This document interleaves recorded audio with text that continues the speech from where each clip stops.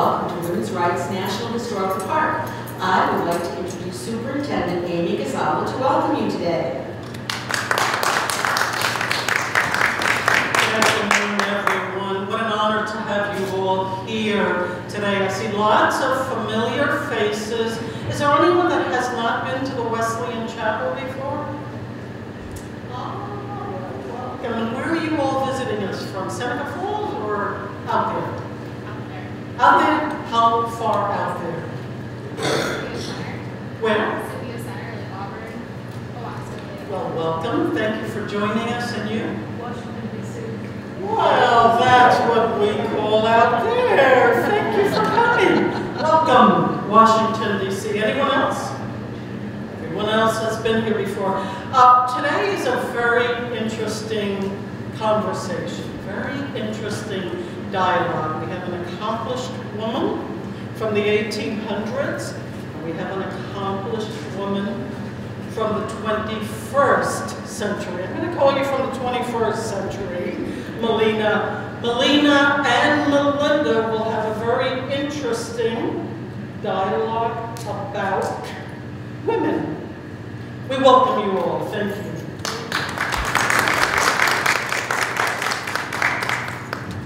Thank you, Amy. Well, this program today is brought to you by WIL, the Women's Institute for Leadership and Learning, and it was formed in 2008 as a direct result of the first biennial Seneca Falls Dialogues, a forum for continuing the social analysis begun by Elizabeth Cady Stanton in 1848 in Seneca Falls. WIL was formed to continue the process beyond the original Dialogues event that became the umbrella over the Dialogues. And I won't go on and tell you about our mission. Our mission is women's rights, you know that. We're all here for the same purpose. But I do want to tell you that we are committed to being here every year. We do International Women's Day every year. This is our 6th time. We changed the date because we did not want to interrupt a day without women. We certainly didn't want to work these women on that day. So we've changed the date to today. So let me tell you about our two panelists. Dr. Melinda Grube is a historian and adjunct professor of history and lecturer at County Community College. Her research focus is the intersection of radical human rights activism and spirituality in the burned-over district of New York State. She received her PhD with a concentration in women's studies and religion from the Union Institute and University. A descendant of a Seneca Falls abolitionist family, she fell in love with local history as a child and now frequently performs in costume as Elizabeth Cady Stanton. Dr. Grube is perhaps most famous in the Finger Lakes region of New York and beyond as the portrayer of Elizabeth Cady Stanton. It has been said that no one channels Stanton the way she does. And I can tell you that in past dialogues, people would ask her questions afterwards, actually believing that she was Stanton. Because of her expertise and knowledge, the park often invites her to come strolling along a women's rights park, and it's very exciting for those who are brave enough to approach her and engage her in conversation. Melinda has portrayed Stanton during the annual convention days every year, and that reveled the first women's rights convention held right here, and today marks her 6th International Women's Day Dialogue. A student survey from several years ago, which I love to repeat every year, says, "She is wonderful." All of them said, "She is wonderful, she is awesome." And there's one remark that says, "Ugh, feminist, don't take her class." Melina Carnicelli. Now tell me, Melina, I was going crazy this week. So, Melina Carnicelli, born in Auburn, New York, began her career as an elementary school teacher and finished that career as assistant superintendent of the Ithaca school system. As an entrepreneur, she founded Treble Associates, a workplace consulting firm focusing on leadership and organizational development. Treble then went on to foster and produce Room Full of Sisters, and you've probably heard about that. It's a luncheon event offered annually to celebrate women and girls. The event is now produced by the Auburn Public Theater. Melina has held many volunteer positions during her life. She was instrumental in creating Tomato Fest of Central New York and the Harriet Tubman Freedom Park. Serving on several nonprofit boards, she was appointed to a 6-year term to the Cayuga Community College Board of Trustees. In 1995, Melina was elected to local political office and in 1999 became the first and only woman mayor of the city of Auburn. While mayor, she commissioned the Social Justice Task Force, for which Auburn was recognized nationally by the U.S. Conference of Mayors. In retirement, we never really retire, do we, Melina? In retirement, Melina formed Metatron Travel, and now leads, oh my goodness, I want to do this, small travel groups to sacred sites and energy vortexes around the world. Melina is a member of Zonta International, and most recently, she was the lead organizer of the Women March, Seneca Falls 2017. These are our panelists. Elizabeth Cady Stanton never met Melina Carnicelli, and for that matter, neither has Melinda Grube. This is a complete, unscripted dialogue from their heads and their hearts. Let's listen now. I give you Elizabeth Cady Stanton and Melina Carnicelli. Thank you. Nice to meet you. Nice to meet you.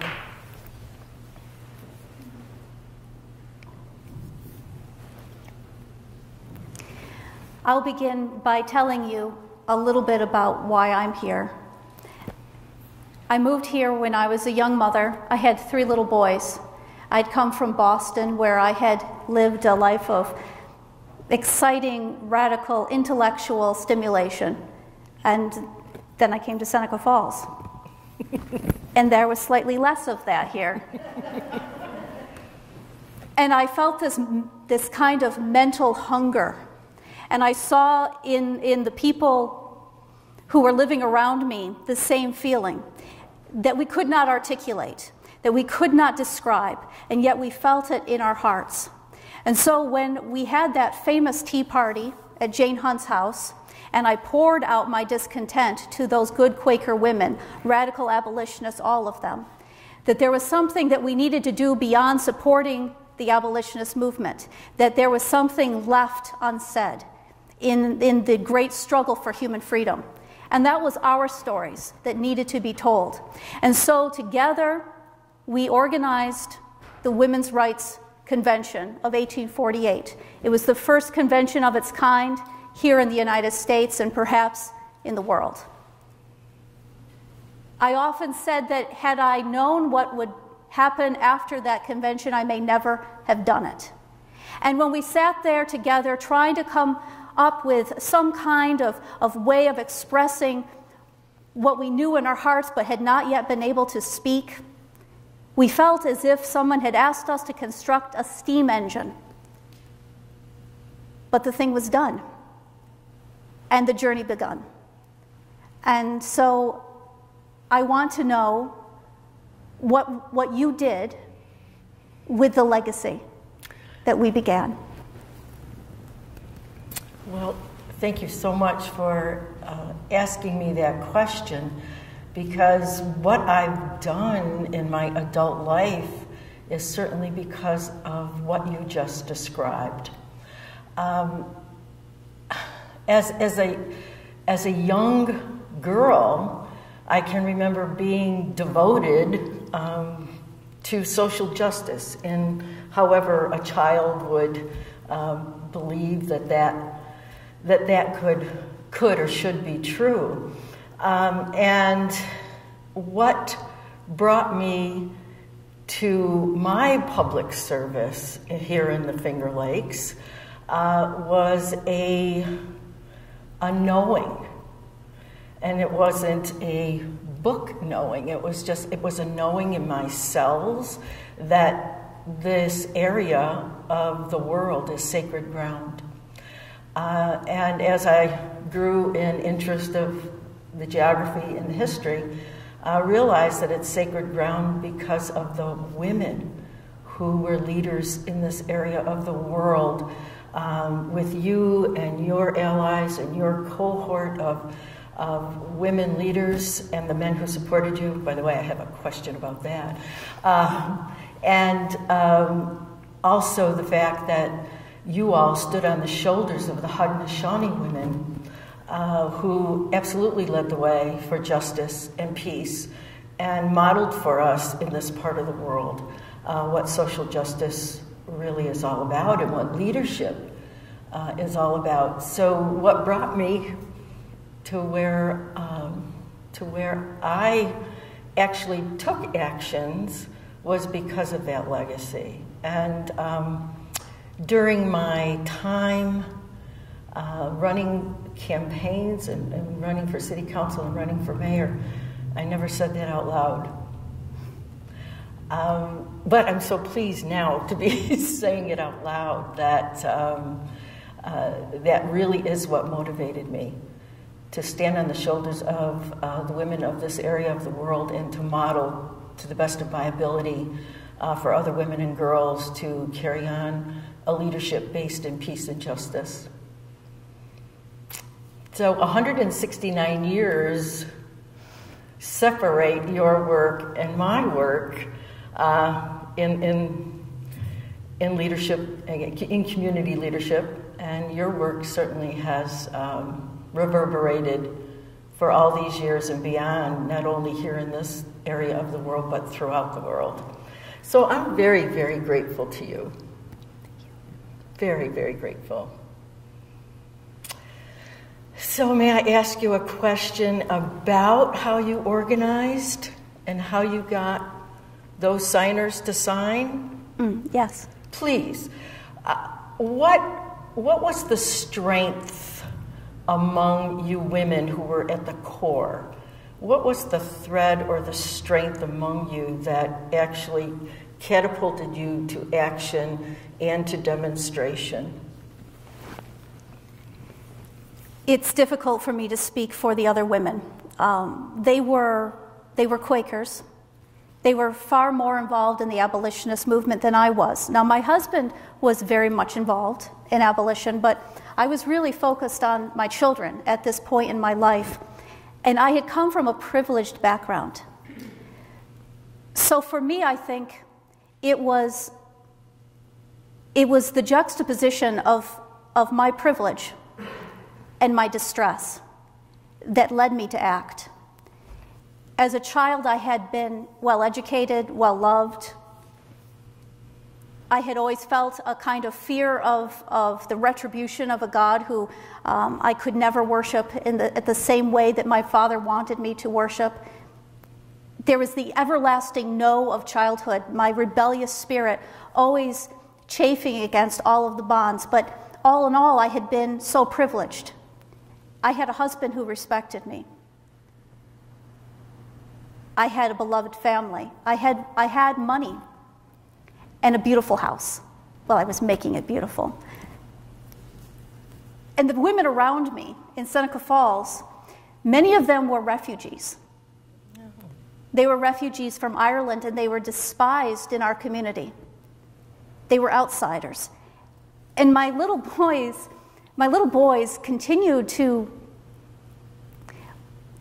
I don't know if you've met my little boys, but these are people that my husband called miserable little underdeveloped vandals. I thought they were lovely. But they would go over to the neighbors' houses and throw rocks at their pigs, which was just my boys' way of encouraging them to come make introductions at our house. And so their mothers would come and introduce themselves at our house. And through these exchanges, I began to make friends with these women. Here I was in Seneca Falls. I was lonely. It's a malarial region. My children were often sick. There's mud everywhere. Housekeeping was no longer as charming as it had once been.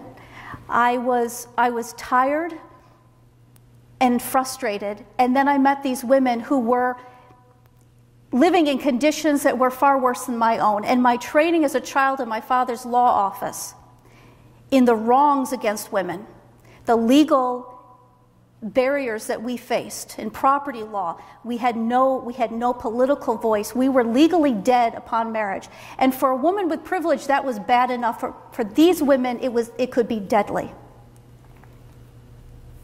And I just felt every day that something must be said about this. So when I met with those Quaker women who had spent their entire adult lives engaged in human rights activism of the most radical nature, this was an audience who could hear me, and I needed to be heard. And they had some experience in organizing conventions, and we had always done it for others. And this time we decided it must be for us, because we are persons, We're citizens. It is not enough for us to be an appendage. It is not enough for us to be an addendum in another convention. And really, in the end, it was because we were naive enough to believe we could make a difference. And really, we shouldn't have been able to. But we did. Wow, you sure did. I think the sacredness of this ground helped raise the vibration around what you were doing and make it actually happen. Is it? Yes? Yes. Ah, we're speaking the same language? I think so. I think you point out the influence of the Six Nations. Now, this is not something that we would have spoken of ourselves, but when Lucretia Mott came here, she had just been at the Cattaraugus Indian Reservation. My cousin and I grew up with Onondaga matrons, Oneida matrons, Seneca matrons. These were women who were living the freedom that we wanted to find. They taught us through example and their own personal dignity what we didn't know we needed. And it took us a long time to be able to thank them for that. And really, truly, not until the end of the 19th century when Matilda Jocelyn Gage began to write about that in Woman, Church, and State. But this was sacred ground. How did you discover that it was sacred ground? I think the land itself provided me with the notion to know that. And a couple of instances in my life, my young adult life, I had the opportunity to move away from this land, and it never seemed right, and it never came to fruition. And the more I learned about the legacy of the women of the Six Nations, that really is what solidified it for me. The lakes and the mountains and just the air in this area of the world provides such a sustenance for life to me, and I connect up with it. So I do find it sacred. And it certainly has been the correct place for me to plant my feet and then to take actions and to move forward. I did want to let you know also that I grew up in a very loving family where education was highly valued and expression sometimes was valued, not always. It wasn't always valued, but there was always conversation in our house and always encouragement to do well and to be active. I also consider myself a person of privilege, a white woman, an educated white woman living in America. I've always had the means to do what I've wanted to do, and I've had the support of a loving family and a loving husband and children.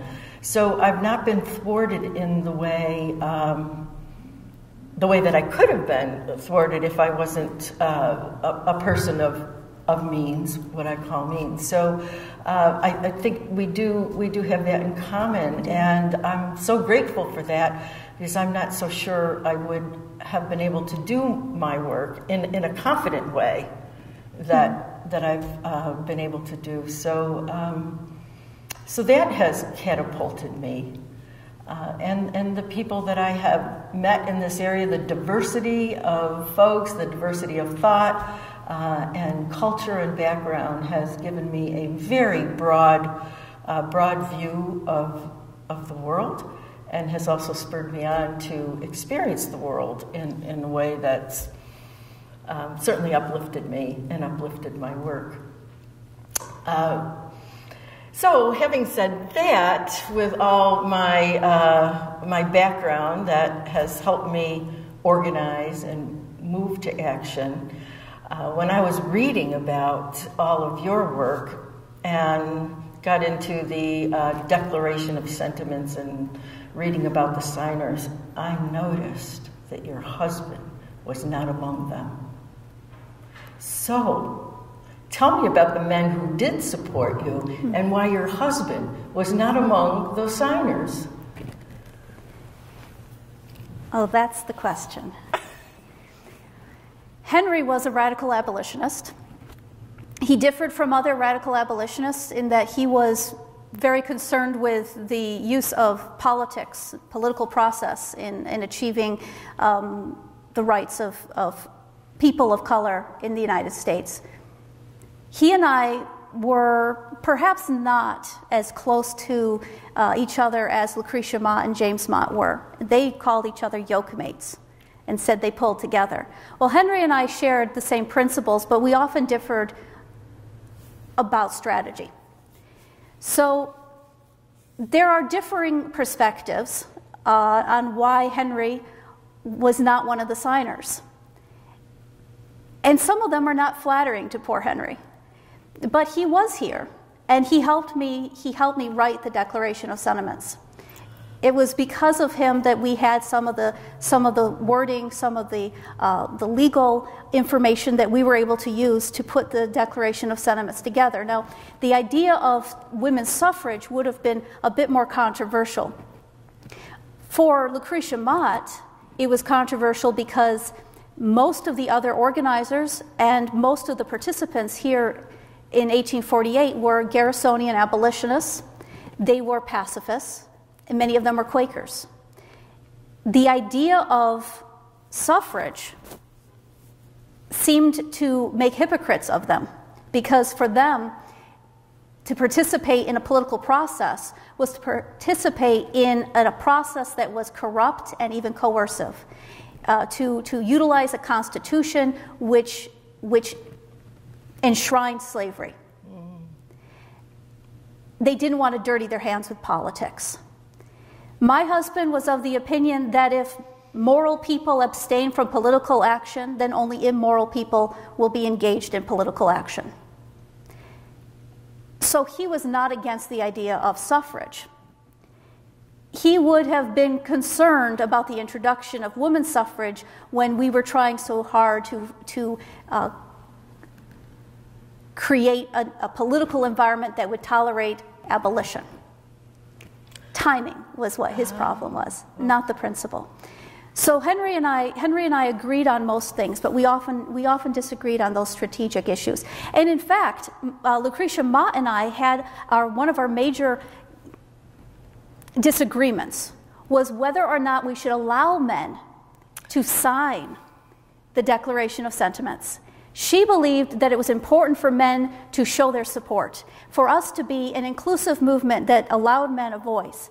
My perspective was that men had quite enough voice already, and that it was time for women to stand on our own. So I did not want any man to sign the Declaration of Sentiments, and I compromised and allowed it. Oh, interesting. Well, we to this day have the same kind of back and forth around those types of things. You heard in the introduction that many years ago, I and my business partners at the time started a room full of sisters. And that event, which was a celebration of women and girls once a year, was called a room full of sisters, but every year for 20 years, people would ask us, can men attend? And we would have that same conversation back and forth. Well, men have all their own other kinds of things to do, but I took the stand that you did not. My stand was always, of course, we will lead and we welcome the support. But it's interesting listening to you. So many of the social concerns, if you will, or the disagreements or the arguments are the same types of things that happen even today.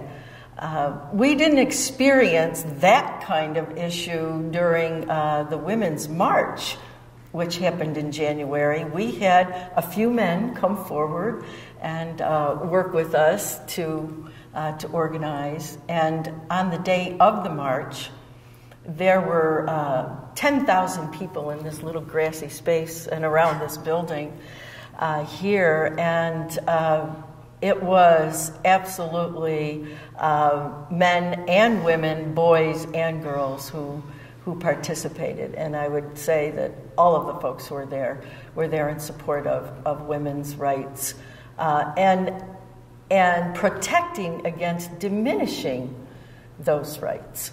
And all the work that had been done by you and the other foremothers of our work in 2017, 169 years later.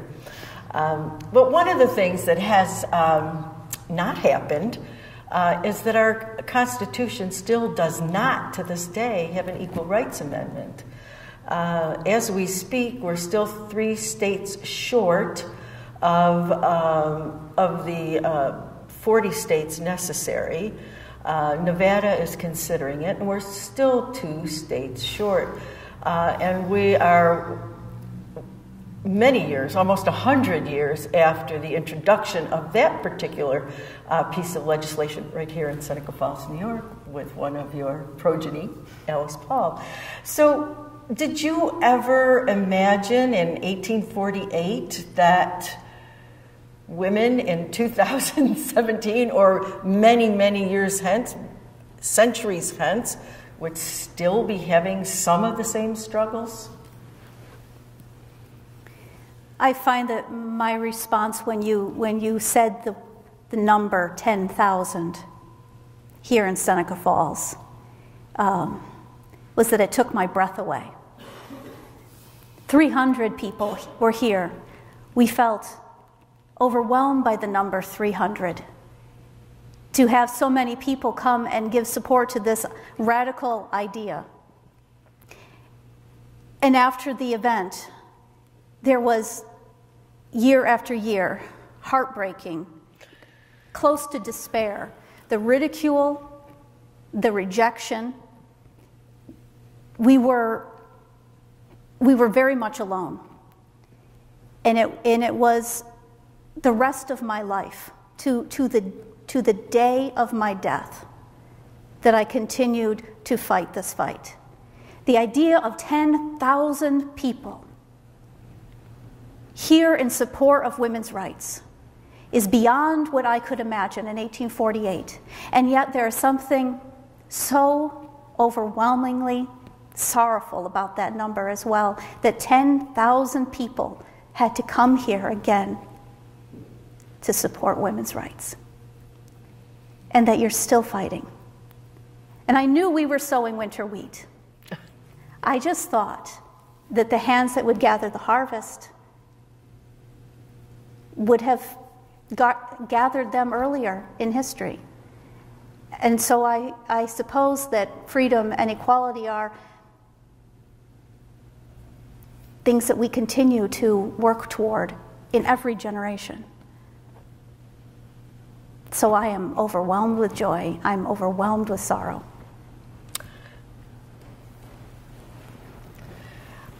I share the exact sentiments, overwhelmed with joy, and in fact, January 21, being part of the march and looking out at 10,000 people was one of the most joyous days of my life.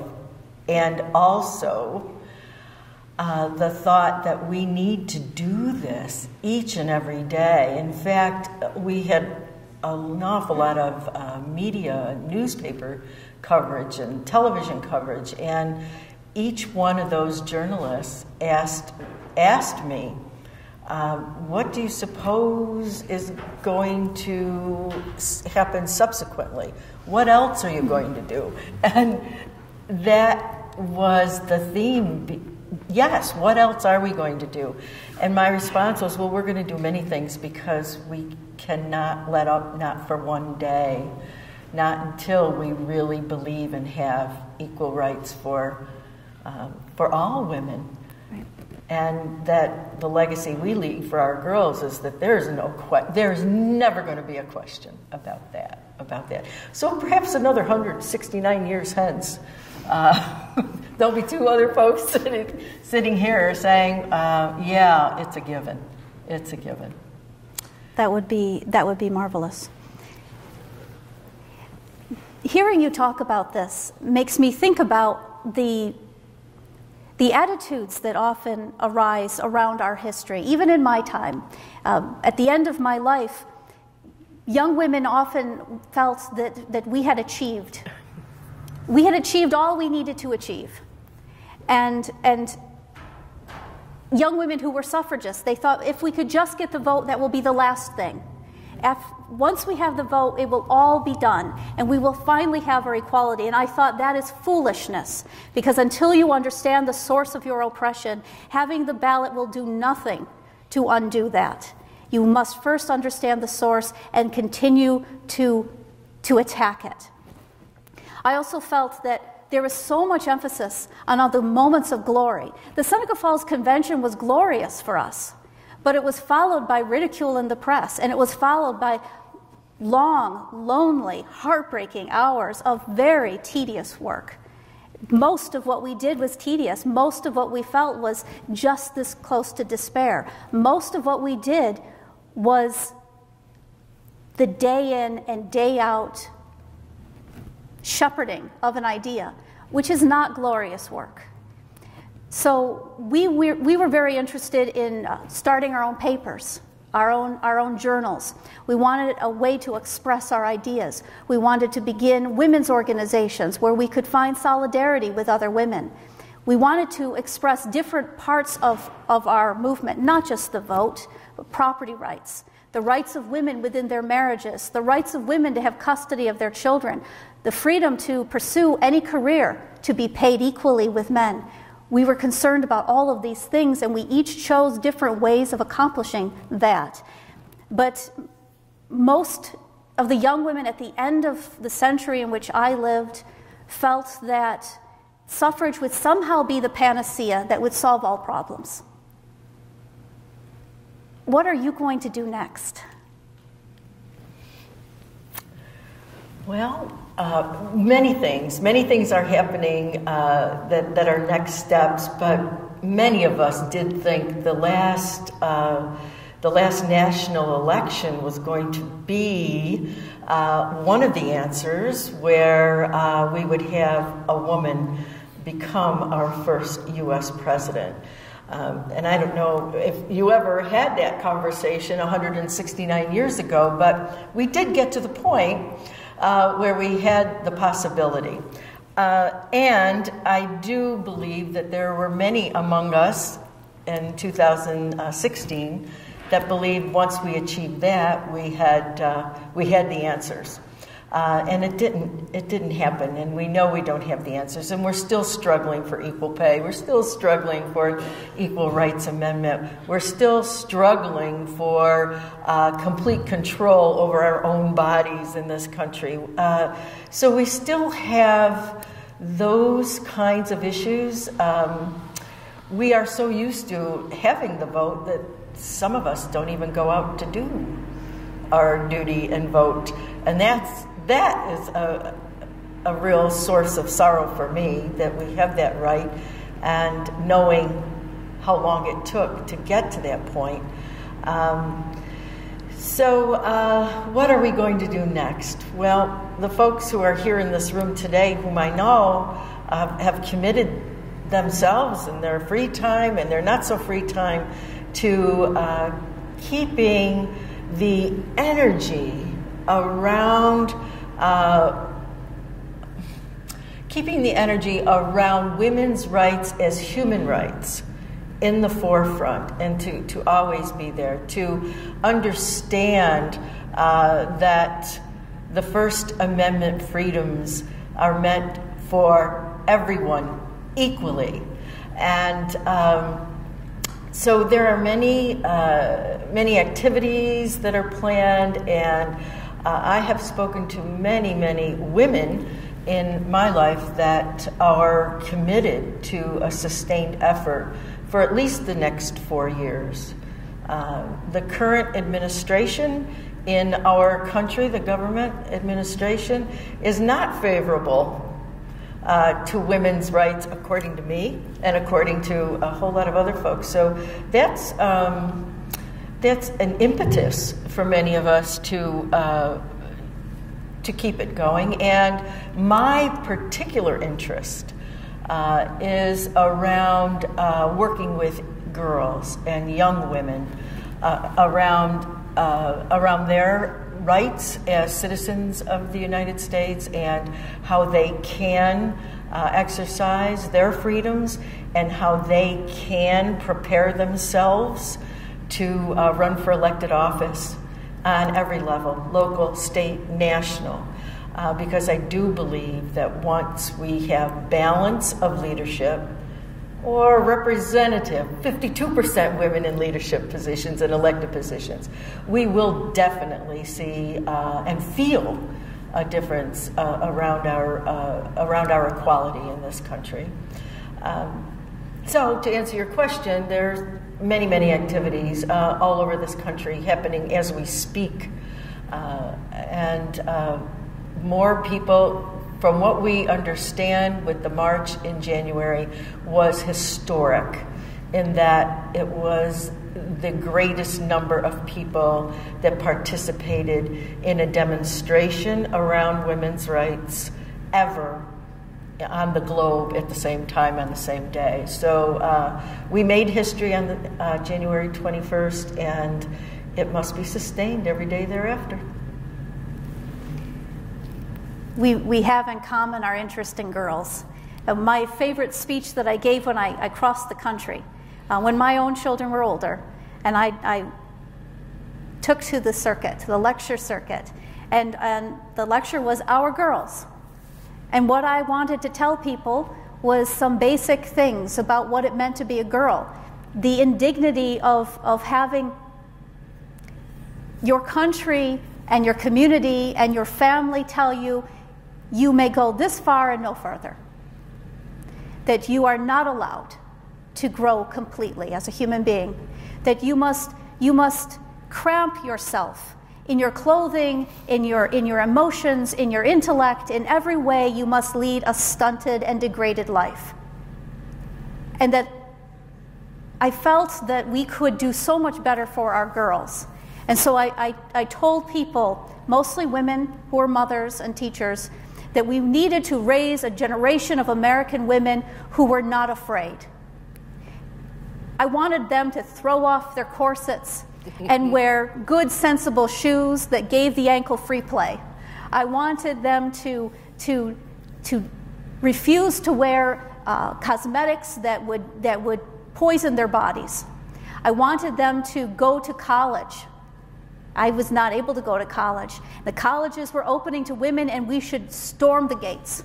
I wanted women to enter into the professions and climb trees and run and play and breathe fresh air. So everything from the way we treat our infant daughters to the way we respect our college-educated women, in all ways, I wanted our girls to feel the kind of liberty that I knew was our birthright, that it was not enough for us to have privilege.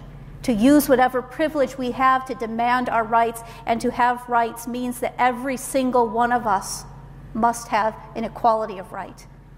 You cannot have half measures with liberty. Cannot.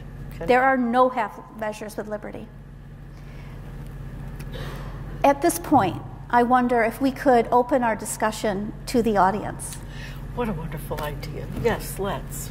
I am all for women getting into public office. But the women that I know who know what it's like in public office and the money that it takes to get to public office, I really don't want that.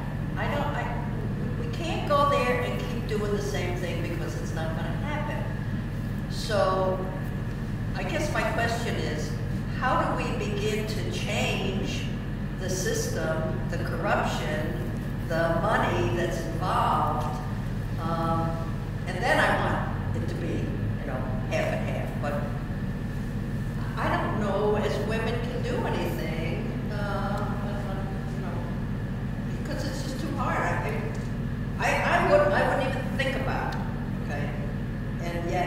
say to my niece, do it, go ahead. But you know what? It's not good. What do we do? Campaign finance reform. Absolutely, term limits, campaign finance reform, and those of you that followed the last cycle, election cycle, you know that Hillary Clinton was supporting all of that, and there have been men and women supporting campaign finance reform for years. It's never risen to the top of a priority list, but that's one thing we could do. We could be a voice for that until it changes. And you're absolutely right about the cost. The cost is prohibitive. However, that's not the number one reason that women do not seek nominations or do not get involved. It is a big factor, but it's not number one. I believe that we just haven't experienced women in elected office long enough to see the model for it, to understand the model that women's rightful place is in governance. So I would respectfully disagree and say, let's find the money. The money's out there. Let's find the money and let's do what we need to do to get those changes in place so that there would be more of a path for women to do that. But you really are onto it. And what? Historically, although for me it's not history, it's just life, I was very discouraged at the end of my life about women in politics. We were getting a foothold at that point. We didn't have the vote, but we were becoming increasingly involved in politics. And the group that was most heavily involved was the temperance movement. Now, the temperance movement dwarfed the suffrage movement in numbers and in their budget. It was much larger than ours. It was very difficult for us to fund ourselves because we didn't have access to any funds. The women who would have given us money couldn't get it. And the men who could have given them money, do you see how degrading that is? Didn't feel the need to. So we were beginning to rely on the temperance movement to give us numbers and give us money. And Susan B. Anthony, who is my dearest friend and my great partner in this work, disagreed with me profoundly on this matter because I felt that we should not align with the temperance movement. I was afraid that if we were to align with them, their goals were not our goals. Their methods were effective, but we would sacrifice our principles to get influence with politicians. What would be the point of that, I thought. And Susan said, why would you antagonize this group of women? And I said, I would rather that women never get the right to vote than to allow women like that to run this country and to tell other Americans how they should worship and what they should believe. For me, it was an issue of human rights which has to be universal, and they have to be uncompromising, and politics that compromises those things does nothing to serve the interests of liberty and equality. So I understand your frustration. I shared that frustration. Thank you. Do you feel that women should be devoting themselves at the moment to fighting the various changes that are happening in Washington? For example, at the Environmental Protection Agency, Planned Parenthood, the schools. Do you think that women should be devoting their time at the moment to try to fight those issues because they're the ones that are going to affect us the most in the near term? Yes, I do believe so, and there are so many groups now that are taking up the fight, if you will, around each of those issues. There are many groups that are focusing on education or focusing on the Planned Parenthood issue and focusing on gay rights issues and all of the different kinds of things that we are experiencing are being diminished, are compromised in some way, I'd say yes. That's what, frankly, thank you for asking that question, because that's really what I mean about sustaining the effort. I really believe that there's not one of us who enjoys the freedoms in America that we've come to believe are our birthright or know our birthright. We can't let a day go by without doing something. And I do believe that each of us can do something in various ways. Not everyone is going to be out publicly, or not everyone's going to run for office, or not everyone is going to be out even rallying or carrying a sign. But each of us can do something every single day around an issue or a topic that has our passion. So yes, I do think so. On the first day of the convention, we introduced the Declaration of Sentiments, and we discussed it. That night, Lucretia Mott came back here, and she had a conversation. She spoke for an extended period of time about women's rights in the context of human rights in general. And she talked about peace, the rights of workers, the rights of women, the need to abolish slavery. For her, it was always about this larger discussion of what we need to do for each other to maintain our freedom, our dignity, the dignity of our personhood. For her, it was always a large story, not a narrow story just of this issue or that issue. She was my mentor. And so I tended to agree with her in many things. And this was one of the areas that I found her to be immensely wise. I felt that as the suffrage movement became almost distinct from the women's rights movement, we had in some ways lost our way. That suffrage divorced from the broader understanding of human rights, peace, the seeking of peace, the seeking of justice for all people, has to be our focus. And that is a difficult focus because it is so broad, it is so deep, and so difficult to understand. So I felt that each of us could do something more focused. But if we lost track of the larger story, then we would become like the temperance women, who focused so narrowly on that they often forgot where they lived and in what community they were doing their service. I was present at the march here, and I was so grateful to you, Melina, for having it here, for organizing it here, because as I stood there and listened to the Haudenosaunee women and listened to other women, I thought of the history I remember hearing about the convention and how important that was, how that circle made that so much more meaningful. And when I looked out and saw the kids that were there, it made it even more meaningful. It was amazing that this all came together in that way. Thank you. Oh, thank you. And wasn't it just uplifting to see the demonstration and the concreteness of that energy and that vibration that lifted us all? It really. This was just the perfect place to do this. You know, it just was the right setting. Everything was right about it. The sacred spot. Yeah. Thanks, Rosa. Oh. In achieving more progress and equality for women, I've noticed, the essence of feminism is that it's equality for all, right?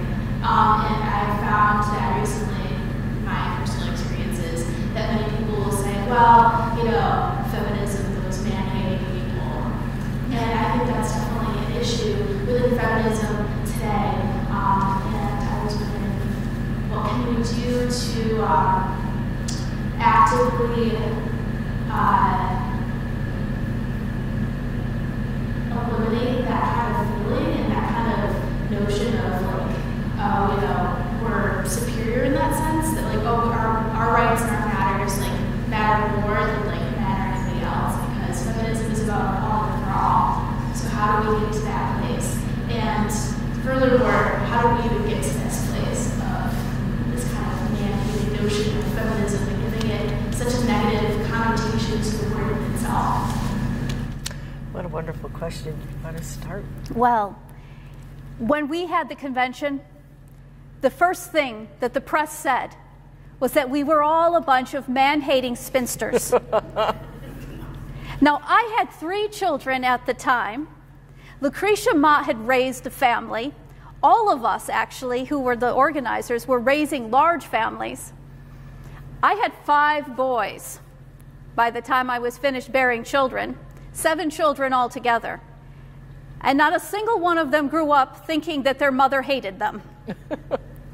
I was a little weary of them sometimes, but I never hated them. We had supportive husbands. Many of us had supportive fathers as well.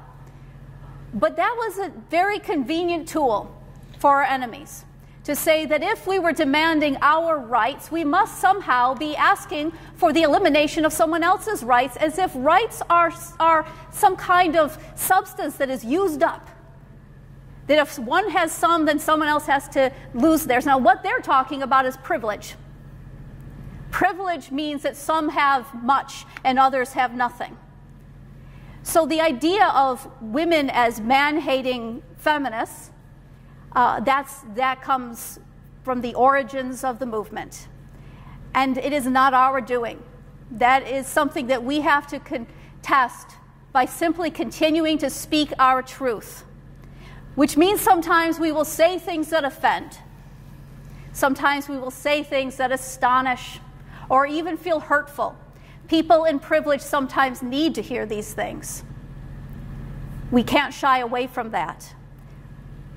I think if we continue to live nobly, and if we continue to raise our sons and to encourage the young men in our lives to value right more than privilege, then we will eventually come to a place when no one can make those claims against us. And they will know that any human being who calls for the freedom of all human beings is not a hateful person, but a person whose entire being is animated by a love of humanity.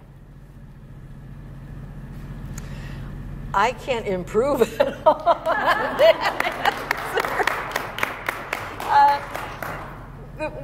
One notion that I hold is just as part of my value system is that there are some folks among us who live from a place of scarcity, and that goes directly to what Mrs. Stanton is saying. If you live in a place of scarcity, you do believe that there's not enough to go around for everyone. Like there's not enough love, or there's not enough respect, or there's not enough rights to go around for everyone. And then there are those of us who live from a place of abundance and believe that there is always plenty for everyone to go around. And having rights, if you have rights, doesn't diminish me. And it is, I think, a fear tactic also to use those words that are very, very harsh words and to get you or me to back off. It's like, oh, I'm not a man, or to become defensive, which then lowers our effectiveness when you become defensive. So it is a tactic.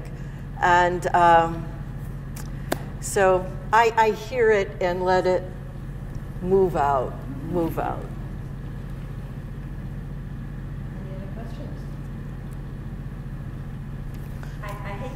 Questions if anybody else wants to speak, but this goes to Elizabeth.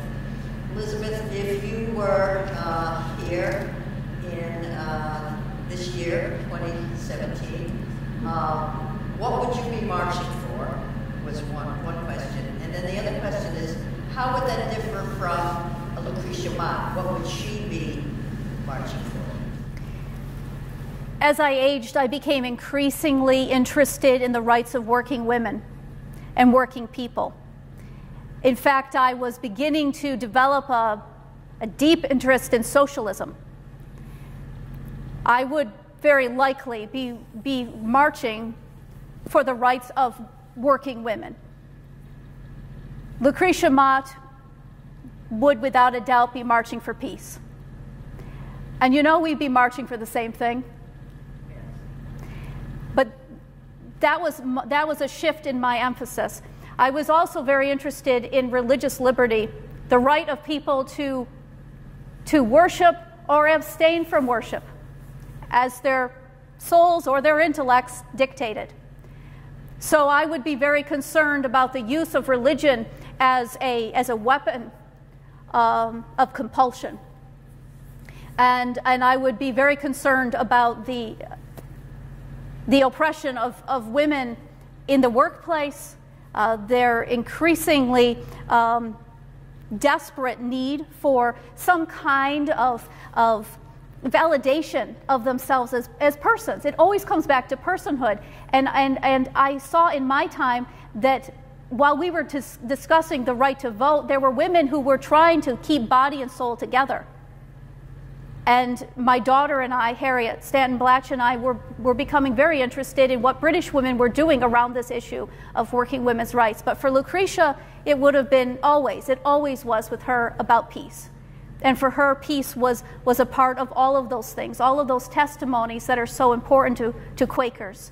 And they would include equality, and they include justice. And for them, peace must be the context and the goal in all things. I would like to say thank you for sitting here all this time with that beautiful dress and shawl and gloves, and can imagine that there's a lot underneath there that you have to deal with sitting there that I don't. I've got this nice cotton dress and I'm very comfortable. How does that feel? This is, in many ways, a political statement. Now, when I was younger, I experimented with what became known as the bloomer costume. It was an invention of my cousin, Elizabeth Smith Miller. But the Miller costume doesn't sound as fetching. And I was told that when I wore the bloomer costume, a young woman in our community said that she had seen scarecrows that were less effective than I was in the costume. It was a feeling of liberty, though. I felt that we didn't even need the pantaloons. Why not just have bare legs and freedom? I was very, very interested in sensible dress reform, which I think people, they mock it a little bit. They used to say, hi-ho, the carrion crow, Mrs. Stanton's all the go, 20 tailors take the stitches, Mrs. Stanton wears the breeches. And this was very embarrassing to my husband and sons, but I felt that dress reform was an important part of human rights reform. If you are wearing this, then you are dressed in such a way that you advertise your husband's wealth, you are unable to move freely, you become physically dependent on the men who are near you so that you don't fall or injure yourself. You are prone to being set on fire in your home because you have open flames and you are basically wearing a torch. Mm-hmm. It's very difficult to raise children in this, especially when they are miserable little underdeveloped vandals. So I wore this, though, because when I wore the bloomer costume, I received nothing but ridicule. And nothing I said was as important as what I was wearing. Oh. So I began to dress often in black silk, often with a great deal of lace, because if you are going to go out into the world and say radical, outrageous things, you should probably look like everyone's mother or grandmother when you do it. And people would listen to me because I was dressed in such a respectable way. But oh, I rebelled against it in my heart.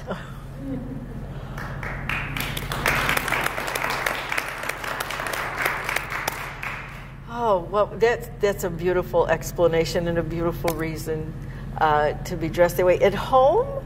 At home also? At home, no. At home, I wore the short skirt as often as I could. Oh. And I preferred to wear a pair of trousers and boots. and if I wore and the short skirt over them, which was in many ways very similar to that which the women of the Six Nations wore, much more sensible. But when I was in public, I dressed in this way, and I would write to my family about putting on the puffery and all of the lace, and I felt we spent too much time with all of the embroidery and the lace and the pleating on our babies' dresses, and we were obsessed with these details. I say we. I was not. I was obsessed with other things, like freedom, for instance. But we spend a great deal of time being concerned about how we present ourselves in the public. And I see that you are wearing the suffragist colors. I am. And I chose this out of respect for what you all started here and began and created for our legacy. So I have the purple, the white, and the gold. If you can't see, I have gold sandals on and my feet are freezing. I'm so sorry. But certainly to show honor and respect to the later suffragists who followed in your footsteps. And this is important because that was my daughter's generation and her daughter's generation, her daughter's daughter's generation, and each generation has something to say. And it was so important to me to be able to speak to you today because you are what we hoped for. You are why we fought. Oh. And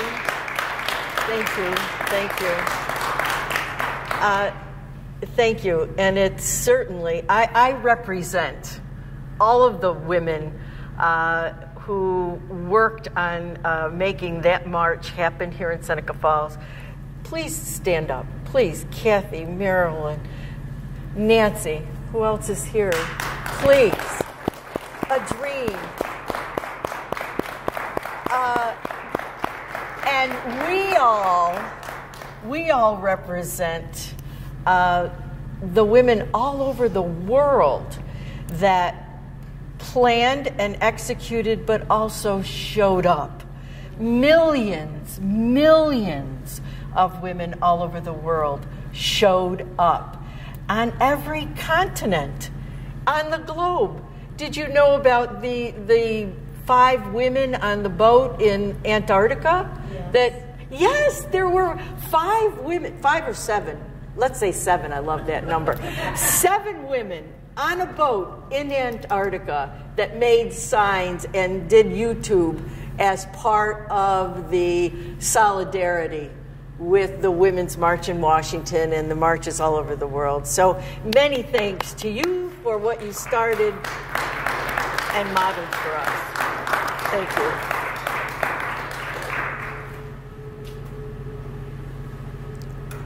Any more questions before we end? I guess there are no more. Okay. So I would like to thank you all for coming today. We love the fact that you are interested in what we're doing and what they have to say. It was wonderful. Please come back again next year when we have another dialogue. But right now, I'd like to just say thank you to Melina. We have a little something for you, which I'm going to open up because although Elizabeth Cady Stanton said she probably wouldn't have been a suffragist herself, perhaps in another way, but we know that you would be, Melina. So here's your suffrage scarf to match your lovely outfit for today. Thank you. Oh, this is beautiful. Thank you. Again, thank you, everybody. Please help yourself to some refreshment in the back. And mingle. Thank you.